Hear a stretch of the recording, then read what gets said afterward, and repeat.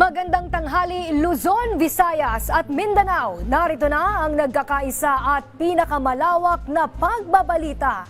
Sa pangunguna ng Presidential Communications Office na kinabibilangan ng Philippine Information Agency, Philippine News Agency, Presidential Broadcast Service, IBC at PTV, ihahatid namin ang komprehensibo at mahalagang mga balita mula sa iba't ibang bahagi ng bansa.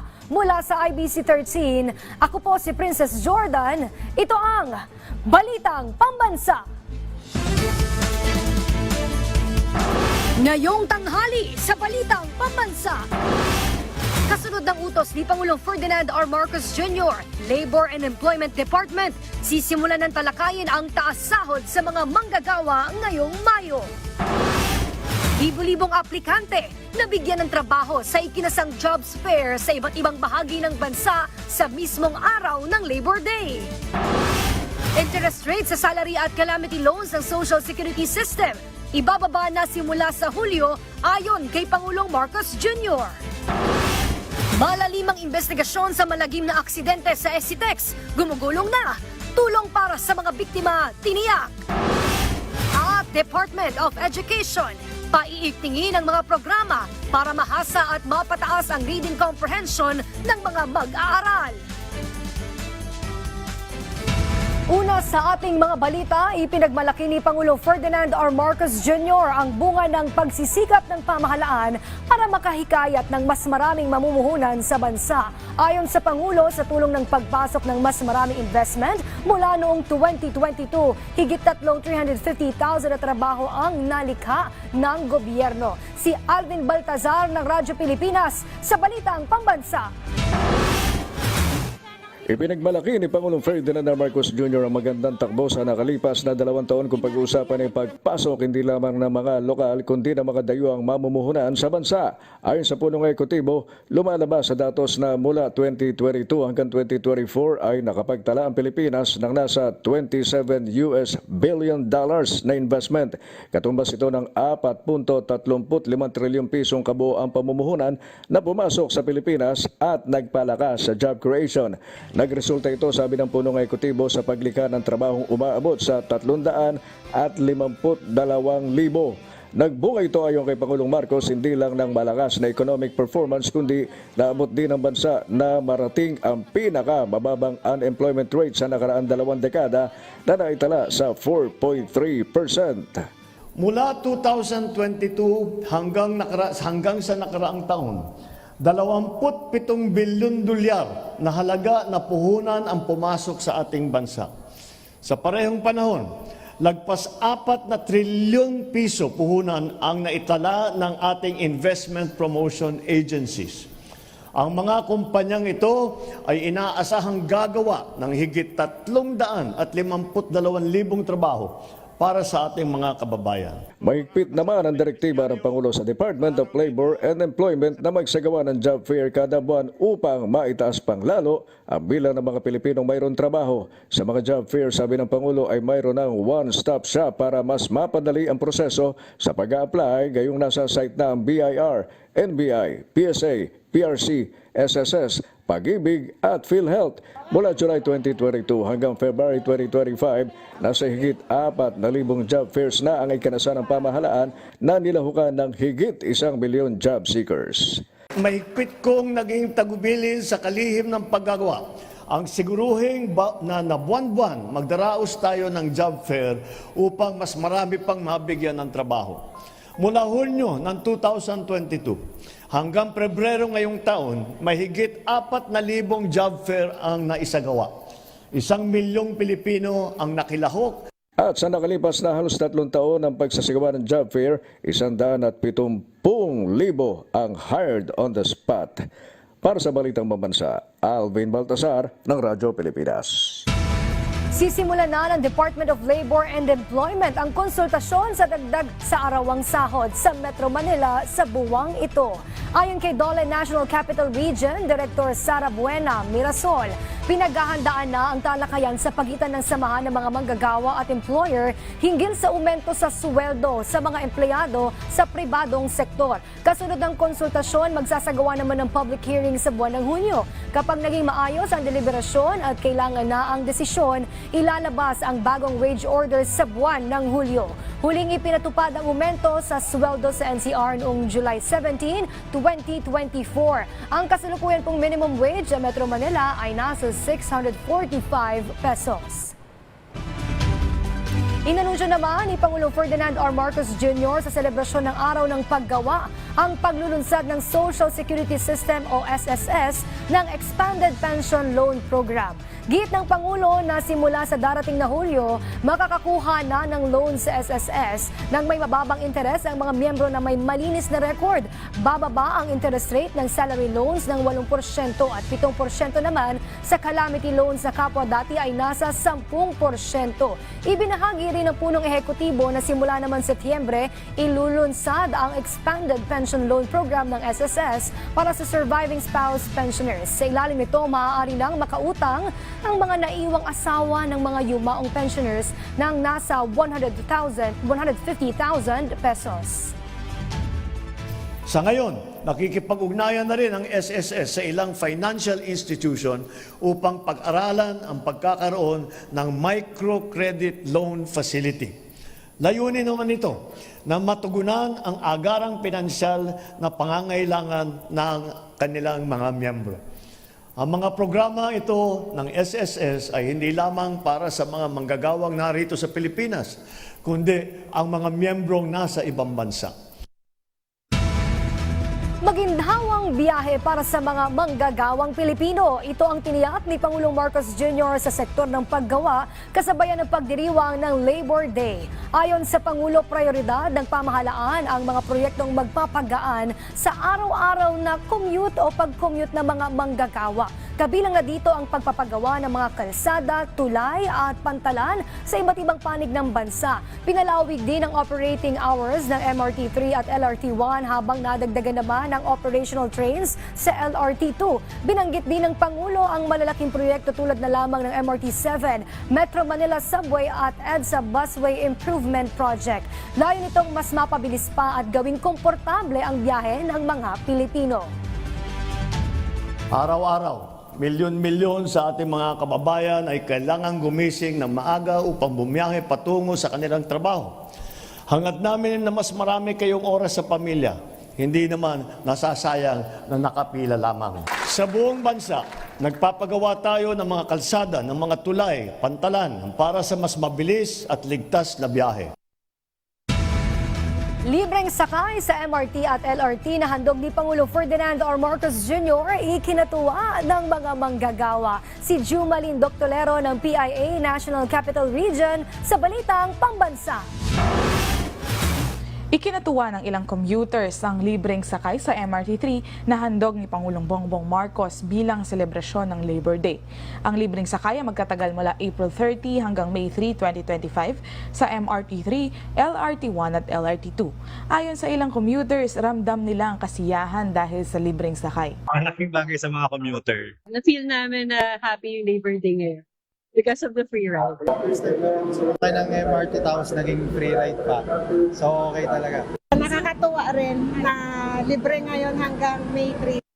Para naman kay Nelson Logaos, isang commuter din, malaking tulong ang libreng sakay para sa mga manggagawang commuters. Yung free ride po na binibigay po nakakatulong po sa kakulangan ng allowance po, budget po. Malaking tulong sa mga commuters natin. Ayon sa isang video message ng Pangulo, ang libreng sakay ay isang kaunting parangal para sa mga Pilipinong manggagawa na malaki ang parte sa paglago ng ekonomiya ng bansa. Ito ay bilang kaunting pagkilala sa sakripisyo at ang kontribusyon ng ating mga manggagawa, hindi lamang sa ating ekonomiya, kundi sa ating kultura. Happy Labor Day. Bukod sa libreng sakay, ilang ahensya ng pamahalaan na nagsasagawa ng job fairs bilang paggunita sa Labor Day.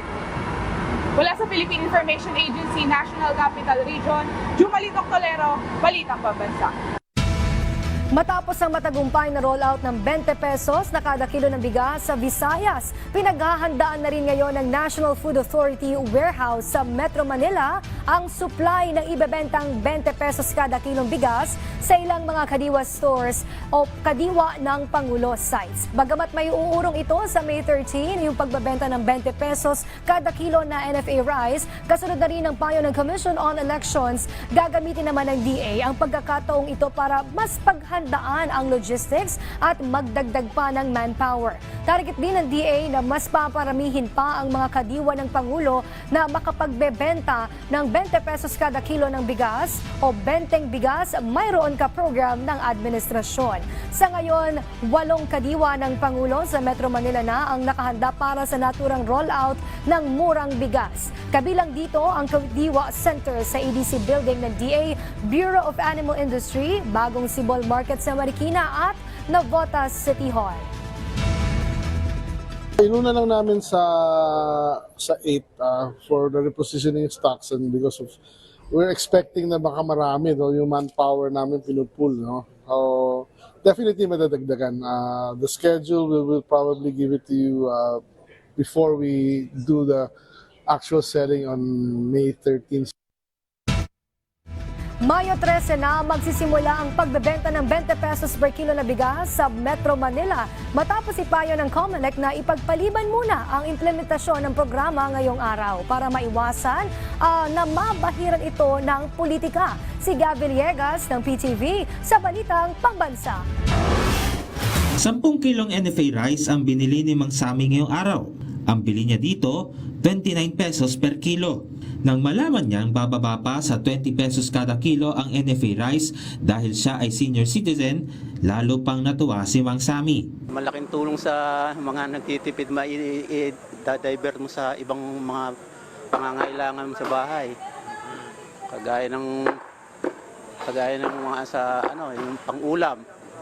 O kung sakasakali, may pandagdag ka sa mga pambayad ng tubig at saka ilaw. Ngayong araw dapat sana sisimula ng Department of Agriculture ang pagbebenta ng 20 pesos kada kilo na NFA rice sa mga kadiwa center sa Metro Manila. Para maiwasan na mabahira ng politika, ipinayo ng Commission on Elections na ipagpaliban muna ang pagpapatupad ng programa. Dahil dito, napagdesisyonan ng DA na ipatupad ito sa May 13, isang araw matapos ang 2025 midterm elections. Ang ADC building ng DA at Bureau of Animal Industry sa Quezon City ay ilan lang sa mga piling sites kung saan ila-launch ang benteng bigas meron na program ng DA. Posibleng madagdagan pa ang bilang ng mga kadiwa sites sa Metro Manila na lalahok sa benteng bigas. Mga solo parents, senior citizen, persons with disability at mga benepisyaryo ng 4Ps ang prioridad na mapagbentahan ng 20 pesos per kilo na bigas. Mabibili sa kadiwa ang iba't ibang klase ng prutas at gulay sa murang halaga. Ang presyo ng ampalaya ay nagkakahalaga ng 100 pesos kada kilo. Ang presyo naman ng talong, sitaw at okra ay nagkakahalaga ng 95 pesos per kilo at ang kalabasa naman ay 35 pesos kada kilo. Sa mga pampalasa, ang presyo ng bawang ay nagkakahalaga ng 140 pesos per kilo. Ang luya naman ay 180 pesos per kilo. Ang sibuyas ay 95 pesos per kilo at ang siling labuyo naman ay 150 pesos ang isang kilo. Para naman sa mga naghahanap ng prutas na pwedeng gawing panghimagas ngayong may init ang panahon, naglalaro ang mga panindang prutas mula 60 hanggang 180 pesos kada kilo. Sa ngayon ay mabibili pa rin ng mga nasa vulnerable sector ang NFA rice sa kadiwa sa halagang 29 pesos per kilo.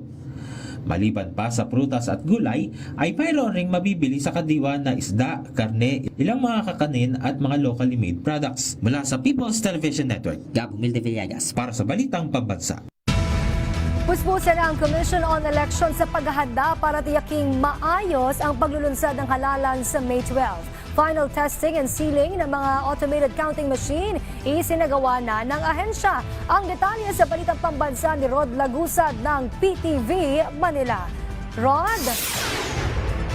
Princess, para matiyak na nasa tamang kondisyon ang mga automated counting machine o ACM na gagamitin sa May 12 ay simula ngayong araw ay nagsagawa na ng final testing and sealing ang COMELEC. dito sa Metro Manila. Nauna nang isinagawa ito dito sa Pateros Elementary School. Magtatagal ang prosesong ito sa iba't ibang bahagi ng bansa hanggang May 7, ilang araw bago ang araw ng eleksyon. Kasama sa tinitingnan dito ay kung kumpleto na ba ang mga gagamitin sa eleksyon. Bahagi nito ay ang pagkakaroon ng initialization report na siyang nagpapakita na walang lamang boto ang bawat makina. Paliwanag ni COMELEC Chairman George Garcia, ito ay para may sapat pang panahon para tumugon sakaling may problema. Ani ni Garcia, user-friendly ang mga makinang gagamitin dahil ito ay touchscreen technology. Kasama rin sa tinitingnan dito ay kung tama ba ang mga balotang naipadala dito, kung ito ba ay tugma sa partikular na presinto. Isa din sa mahalagang bahagi ng final testing and sealing ay ang pagiging familiar ng mga electoral board members sa paggamit ng automated counting machine. Ayon pa kay Garcia, walang electoral board members na papayag na may sira o may problema ang kanilang ACM, lalo't ito ang posible na kanilang gamitin o kaharaping problema sa mismong araw ng botohan. May mga nakandang pamalit din sa mga masisirang ACM, kasabay na rin ito ang pagkakaroon ng mga repair hubs. Kasama din sa titinan dito ay ang USB na gagamitin kung ito ba ay maayos na nakakapag-store ng boto. Princess, sa huli, panawagan ng COMELEC sa publiko ay bumoto sa darating na May 12. Ito'y para angay pagkakataon para makatulong sa kanilang mga lugar. Princess? Maraming salamat, Rod Lagusad ng PTV. Puspusan naman ang pag-iikot ng mga kandidato ng Alyansa para sa Bagong Pilipinas, lalo't 10 araw na lamang ay botohan na para sa Hatol ng Bayan 2025. At ngayong araw nga, ang probinsya naman ng Quezon ang kanilang susuyurin. Si Daniel Manalastas ng PTV sa Balitang Pambansa Live. Daniel! Yes, Princess, mga taga-Quezon naman ang susuyuin ng alyansa para sa Bagong Pilipinas ngayong araw, kung saan ang lalawigan ng Quezon ang isa sa tinuturing na mataas ang populasyon. Mamaya, inaasahang mismong si Pangulong Ferdinand R. Marcos Jr. ang mangunguna sa pag-endorso sa mga kandidato sa pagkasenador ng nasa ilalim ng alyansa slate. Sabi ng campaign manager ng alyansa na si Congressman Toby Tiangco, narito sila para hingin ang tiwala ng mga taga-Quezon, makinig sa kanilang mga hinaing at magpresenta ng mga pinunong anyay tutugon sa maraming problema ng bansa. Maliban sa lalawigan ng Quezon, tuloy-tuloy din ang pag-iikot ng mga pambato ng alyansa tulad ni Senador Bong Revilla na nagtungo sa Cavite kagabi, saan mainit na tinanggap ang senador. Sa Tacloban naman, isinulong ni dating Senador Manny Pacquiao na palakasin ang mga kooperatiba. Sa Cavite naman, hinikayat ni Senador Francis Tolentino ang taong bayan na pumili ng mga lider na tunay na nagmamahal sa bayan at hindi naglilingkod sa interes ng dayuhan. Sa puntong ito, Princess, inaantabayan naman natin ang isasagawang press conference ng ilang pambato ng Alyansa para sa Bagong Pilipinas at mamayang hapon magsasagawa sila ng campaign rally. Princess. Maraming salamat, Daniel Manalastas ng PTV. Mayorya naman ng mga botante ay susuportahan ng mga kandidatong nagsusulong ng mga programang pagkakaroon ng trabaho, seguridad at pagkain. Batay sa survey ng Social Weather Station na isinagawa noong April 11 hanggang 14, 93% ng mga Pilipino ang boboto sa kandidatong nagtutulak sa paglikha ng trabaho at pagpapaunlad pa ng agrikultura. Ayon sa Strat-Based Group, bunsod na rin ito ng patuloy na pagtaas ng presyo ng mga bilihin. Paliwanag ni Strat-Based President Dindo Manhit, kahit may trabaho ang ilan, hindi pa rin sapat ang arawang kita para sa pamilya. Kasama rin sa mga isyong sinusuportahan ng mga botante ay ang pagpapalakas ng healthcare system na nasa 91%. Nagsusulong ng karapatan ng mga manggagawa at OFWs at may plataporma laban sa kahirapan at kagutuman. Bagong tayong Kadiwa Store inilunsad sa Eastern Police District ngayong araw. May balitang pambansa si JM Pineda ng PTV Live. JM? Princess, tama ka nga dyan. May bagong tayong kadiwa ng Pangulo dito sa Eastern Police District at pinilahan nga yan ng mga tropa nating pulis at ilang mga kababayan at inaasahan nga rin na itong kadiwa ng Pangulo dito ay magbebenta ng 20 pesos na bigas kada kilo. Ngayong araw inilunsad ng Department of Agriculture ang kadiwa ng Pangulo sa Eastern Police District. Ito na ang pang-apat na naitayo ng kadiwa ng ahensya sa sa mga district station ng PNP. Wala pang 5 minuto, marami na agad ang tumangkilik sa mga binibentang gulay at iba pang produkto sa kadiwa ng Pangulo sa EPD. Isa rin daw ito sa patunay na magandang ugnayan ng dalawang ahensya. So ito po ay isang parang pagpapatunay na tayo po ay talaga nagtutulungan para po mas padating natin at magkaroon po tayo ng mas madaming access pa at availability ng venues kung saan natin pwedeng malagay po yung kadiwa ng Pangulo dahil nga po hindi lang mura ang bilihin dito, mas direkta pong nakakatulong tayo sa ating mga magsasaka at mga ngisda. Ayon sa DA, inaasahan nga rin na magbebenta ng 20 pesos na bigas ang bagong tayong kadiwa ng Pangulo kapag tapos na ang eleksyon. Sa ngayon daw, pwede pa rin naman tangkilikin ng publiko ang unang inilabas ng ahensya na 29 pesos kada kilong bigas at ang 35 pesos na Rice for All program. Pansamantala kasing hindi muna pwedeng maibenta ang 20 pesos na bigas dahil sa papalapit na hatol ng bayan 2025. Para po din and of course yung sinabi nga po ni Chairman Garcia na sana kung pwedeng maiwasan muna na magkaroon po tayo ng bentahan at malagyan po ng kulay politika bago mag-eleksyon. So sabi na pinag-uusapan naman po tayo na kung pwedeng wag munang magbenta at after elections na lang po. Naisip naman din po namin sa DA na 10 araw na lang po naman ito. Sa kabila niyan, marami na rin naghihintay ng mga mamimili sa Mandaluyong City dahil nga mayroon ng pinakamurang bigas gaya na lamang ni Nanay Lenny na madalas daw bumili ng 55 pesos na bigas kaya mas makakatipid daw siya dito. Napakalaking tulong ng 20. Bakit? Kasi ganito, di 2 kilo na yun. Kain namin ng isang araw. Magiging 2 araw na, di ba? Lalo pa ako, single parent, 2 pa yung college ko. Princess, sabi rin nung ilang mga nakausap natin dun sa Mandaluyong City naman, sa Mandaluyong Public Market na sobrang ganda raw talaga ng ganitong programa ng pamahalaan, lalo na rin dun sa mga nagbebenta ng bigas dahil marami rin silang kinikita dito sa kadiwa ng Pangulo. Sabi nga rin ng ilang mga nagbebenta, 4 na pong mga sako yung mga dinideliver sa kanila linggo-linggo at nauubos daw yon. Ganun daw kalakas yung 29 pesos na kilo ng bigas at 35 pesos. Kaya inaasahan nga na yung 20 pesos kapag ibinenta daw yon sa publiko, mas malakas daw ang benta nito sa mga mamimili. Yan muna ang latest. Balik sa'yo, Princess. Maraming salamat, JM Pineda ng PTV. Magandang balita naman po para sa ating mga motorista, may inaasahang bawas presyo sa mga produktong petrolyo sa susunod na linggo. Sa panayam na Radyo Pilipinas, sinabi ni Oil Industry Management Bureau Director Rodela Romero na tinatayang nasa 25 sentimos hanggang 60 sentimos ang rollback sa kada litro ng gasolina, 30 sentimos hanggang 80 sentimos sa diesel at 50 sentimos naman hanggang 60 sentimos sa kada litro ng kerosene.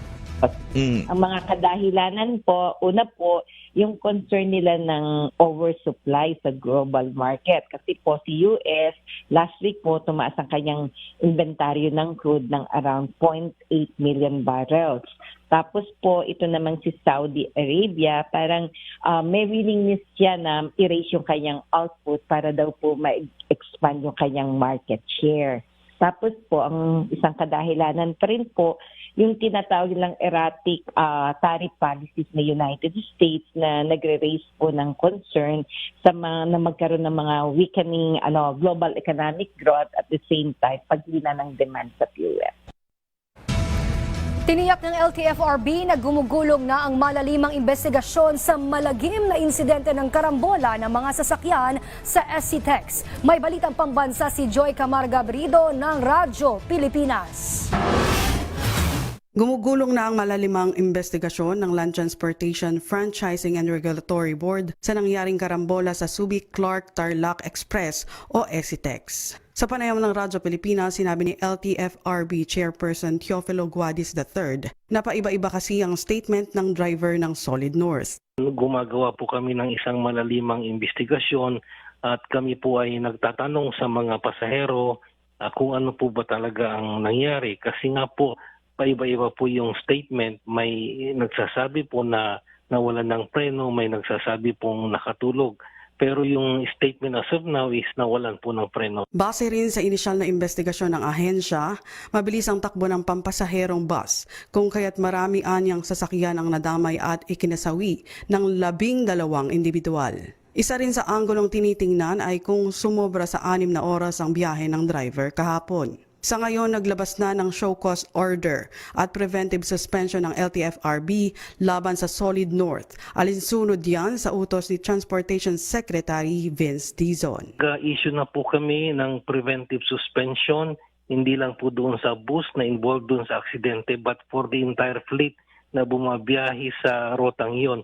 And base po sa amin hong pag-iimbestiga, may 15 bus ho na bumabiyahe sa rotang iyon. So lahat po yun are preventively suspended ho na tumakbo muna for the next 30 days. Patuloy naman ang pag-alalay ng LTFRB sa mga biktima ng malagim na aksidente. Sa katunayan, nakipag-ugnayan na ang ahensya sa insurance company at pamunuan ng Solid North para maalalayan ang mga biktima.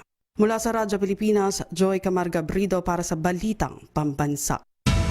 Tiniyak ng Department of Education na paiigtingin at tututukan pa nila ang mga programa para mahasa ang pagbasa ng mga mag-aaral. Kasunod yan ang resulta ng survey ng PSA na 18 milyong Pilipinong junior high graduates ang hirap sa reading comprehension. Si Kenneth Pasyente ng PTV sa Balitang Pambansa.